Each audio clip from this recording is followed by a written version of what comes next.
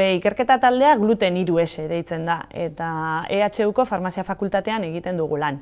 Gluten 3S horren arrazoia da, 3S horiek esan nahi dute, seguridad, salud eta sociedad. Erderaz izango litzatekena. Beraz, euskeraz izango da segurtasuna, eta segurtasuna zergatik? Gluten gabeko elikagaiek glutenik ez dutela bermatzen dugulako laborategiko analitiken bitartez. Bigarrena da osasuna, zergatik zeliakoen osasuna hobetzen saiatzen garelako, eta hirugarrena da sociedad edo gizartea, eta hor egiten dugu lan batez ere zeliakoa gizarteratzen edo gizartean integratzen. Glutenik gabeko elikagaien konposaketa neurtzen da beste elikagaien konposaketa bezala. Legeriak onartzen duena da etiketan agertzen den konposaketa izatea osagai desberdinen konposaketaren batura bat. Baina glutenik gabeko elikagaien konposaketa zertxobait desberdina denez gluten duenarekin konparatzen baldin badugu, guk nahi izaten duguna da, edo nahi izan genuena konkretuki izan zen baita ere, konposaketa hau laborategian analizatzea. Eta horretarako erabili genituen metodoak, izan ziren geldala, sosleta, uran grabimetria bitartez neurtu genuen, edo baita ere egin duguna izan da mineral eta vitaminen kantitatea neurtzea, kromatografian bitartez, EHUko zerbitzu orokorretara bidaliz laginak. Pertsona zeliakoen nutrizioa aholkularitza garrantzitsua da, ikusi dugulako hainbat ikerketa lanetan, populazio orokorrak bezala akatsak egiten dituztela, dieta jarraitzerako orduan. Orokorrean, gertatzen dena da, fruta eta barazki gutxi jaten dituztela, zereal gutxi baita ere, kasu honetan, gluten gabekoak erosi behar dituztelako konkretuki, eta gero, ordea,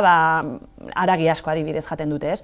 Orduan, hori ikusita, importantea da, beraien gluten gabeko dieta bat jarraitzen ari diren bitartean, aholkularitza dietetiko hori egitea. Zergatik, batez ere, ikusi dugulako, gantz asko, proteina asko eta karbohidrato gutxi jaten dituztela. Eta kasu honetan, karbohidratoak igotzeko gure iturri nagusia, ogia, zerealak eta euren eratorriak direnean, eurek daukate zailtasun bat gehituta hor, gluten gabekoak erosi behar dituzte konkretuki, eta garestiak dira, eta zailtasunak dituzte, horiek hartzerako orduan. Zeliakoen mesederako eskaintzen ditugun zerbitzuak batez ere hezkuntza nutrizionalean oinarritzen dira. Arlo horretan, hainbat material eta bideo, software, aplikazio garatu ditugu, beraientzat lagungarri izan daitezkelako. Adibidez, sortu dugu dietak diseinatzeko eta ebaluatzeko software berri bat, eta zeliakoek software horren bitartez egin dezaketena da glutenik gabeko elikagai espezifikoak beste inongo programarik erakusten ez dituenak aukeratu eta jarri, ez? Software honek balio du bai zeliakoentzako, bere dieta autoebaluatzeko nolabait eta ikusteko nola jaten duten, eta baita ere zeliakoekin lan egiten duten profesional guztientzako, dietistak, medikuak, erizainak edo dena delakoa.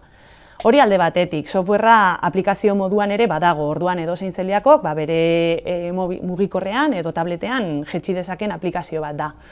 Eta bestalde batetik, hezkuntza nutrizionalean baita ere egin ditugu, material asko sortu ditugu, izan daitezkenak bideoak, infografia desberdinak, gidak eratu ditugu, eta guzti hau eskuragarri dago gure ikerketa taldearen web orrian, eta baita ere gure Instagrameko edo sare sozialetan daukagun atalean. Gure ikerketa taldeak dituen erronkak lerroen arabera ere kokatuko nituzke. Lehenengo lerroan esango nuke glutena detektatzen jarraitzea nahi dugula, gero eta lagin gehiagotan, eta albaldin bada teknika berriak ateratzea, orain arte betiko teknikak dauzkan mugak edo hobetu ahal izateko. Gero bestalde batetik, gure erronka nagusia da zeliakoaren bizikalitatea hobetzea, eta hori saiatuko gara, bigarren eta hirugarren lerroan egiten ditugun material, hezkuntza nutrizionaleko material guztiekin lortzen, eta aholkularitza dietetikoa ematen zeliakoei.